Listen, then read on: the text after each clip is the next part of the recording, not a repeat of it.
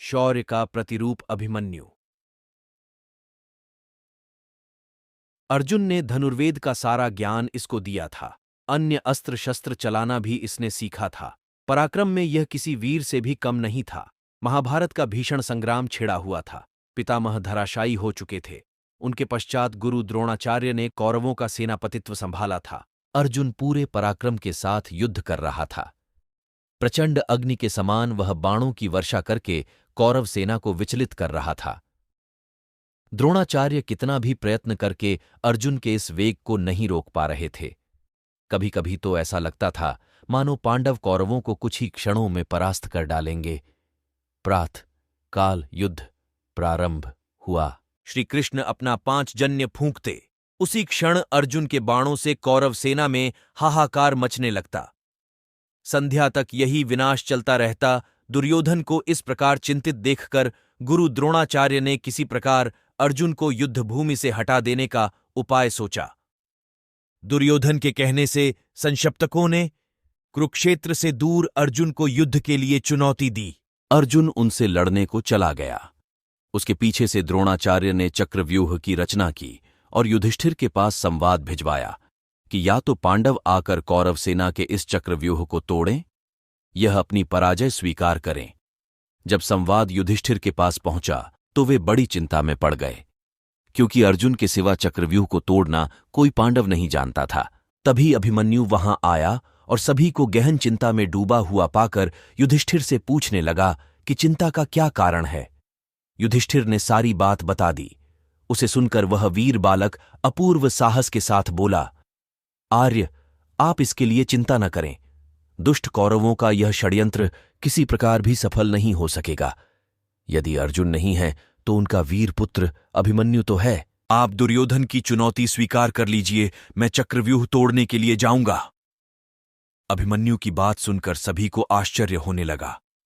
एक साथ सबकी नीचे झुकी हुई गर्दनें ऊपर उठ गईं। फिर भी युधिष्ठिर ने इसे अभिमन्यु की नादानी ही समझा।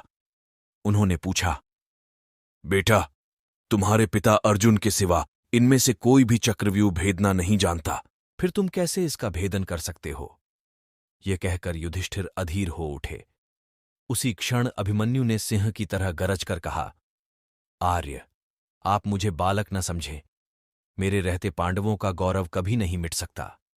मैं चक्रव्यूह को भेदना जानता हूं। पिता ने मुझे चक्रव्यूह के भीतर घुसने की क्रिया तो बतला दी थी, लेकिन उससे बाहर निकलना नहीं बताया था। आप किसी प्रकार चिंता न करें, मैं अपने पराक्रम पर विश्वास करके चक्रव्यूह को तोड़ूंगा और उससे बाहर भी निकल आऊंगा।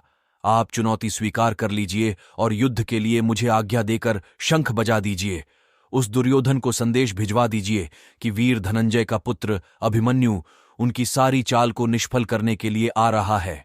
कितनी ही बार अभिमन्यु ने इसके लिए हठ किया, परिस्थिति भी कुछ ऐसी थी। युधिष्ठिर ने उसको आज्ञा दे दी। अभिमन्यु अपना धनुष लेकर युद्धभूमि की ओर चल दिया। उसकी रक्षा के लिए भीमसेन, धृष्टद्युम्न और सात्यकी चले। चक्रव्यूह के पास पहुंचकर अभिमन्यु ने बाणों की वर्षा करना आरंभ कर दिया और शीघ्र ही अपने पराक्रम से उसने पहले द्वार को तोड़ दिया और वह तीर की सी गति से व्यूह के अंदर घुस गया।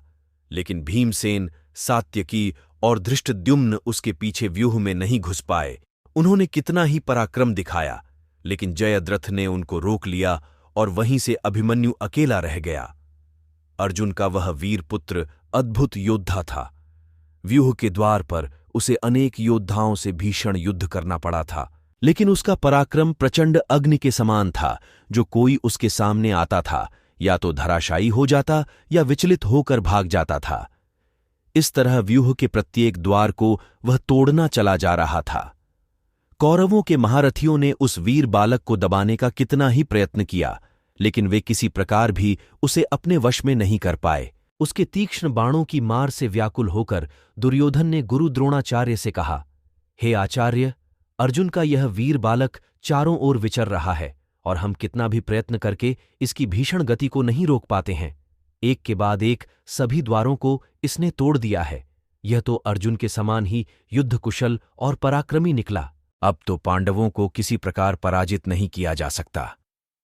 इसी प्रकार कर्ण ने भी घबराकर द्रोणाचार्य से कहा, हे गुरुदेव, इस पराक्रमी बालक की गति देखकर तो मुझको भी आश्चर्य हो रहा है। इसके तीक्ष्ण बाण मेरे हृदय को व्याकुल कर रहे हैं।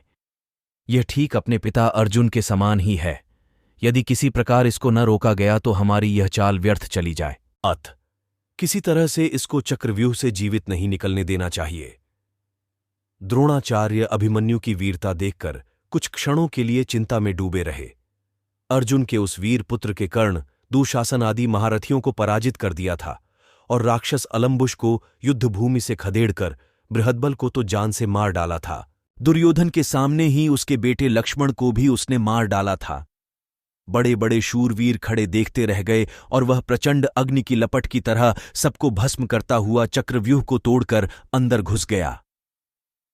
जब कौरवों के सारे प्रयत्न निष्फल चले गए तो उन्होंने छल से काम लेने की बात सोची। अलग अलग लड़कर कोई भी महारथी अभिमन्यु से नहीं जीत सकता था, इसलिए उन्होंने मिलकर उस पर आक्रमण करने का निश्चय किया। कृपाचार्य, कर्ण, अश्वत्थामा बृहद्बल, शकुनी का चचेरा भाई, कृतवर्मा और दुर्योधन आदि 6 महारथियों ने उसे घेर लिया और उस पर भीषण आक्रमण कर दिया। कर्ण ने अपने बाणों से उस बालक का धनुष काट डाला, भोज ने उसके घोड़ों को मार डाला और कृपाचार्य ने उसके पार्श्व रक्षकों के प्राण ले लिए। इस तरह अभिमन्यु पूरी तरह निहत्था हो गया, लेकिन फिर भी जो कुछ उसके हाथ में आया उससे ही वह शत्रुओं को विचलित करने लगा। थोड़ी ही देर में उसके हाथ में एक गदा आ गई। उससे उसने कितने ही योद्धाओं को मार गिराया। दुशासन का बेटा उसके सामने आया। घोर संग्राम हुआ अकेला।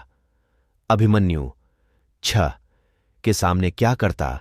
महारथियों ने अपने बाणों से उसके शरीर को छेद दिया। अब वह लड़ते लड़ते थक गया था। इसी समय दुर्योधन के बेटे ने आकर उसके सिर पर गदा प्रहार किया, जिससे अर्जुन का वह वीर पुत्र उसी क्षण पृथ्वी पर गिर पड़ा और सदा के लिए पृथ्वी से उठ गया। उसके मरते ही कौरवों के दल में हर्षध्वनि उठने लगी। दुर्योधन और उसके सभी साथी इस निहत्थे बालक की मृत्यु पर फूले नहीं समाये। किसी को भी उसकी अन्याय से की गई हत्या पर तनिक भी खेद और पश्चाताप नहीं था। जब अभिमन्यु की मृत्यु का समाचार पांडव दल में पहुंचा तो युधिष्ठिर शोक से व्याकुल हो उठे। अर्जुन की अनुपस्थिति में उन्होंने उसके लाल को युद्धभूमि में भेज दिया था।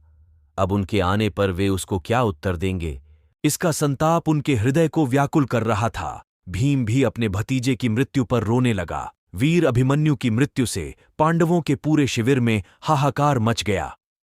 संशप्तकों से युद्ध समाप्त करके जब अर्जुन वापस आया तो वह दुखपूर्ण समाचार सुनकर मूर्छित हो उठा और अभिमन्यु के लिए आर्त स्वर से रुदन करने लगा। श्रीकृष्ण ने उसे काफी धैर्य बंधाया, लेकिन अर्जुन का संताप किसी प्रकार भी दूर नहीं हुआ।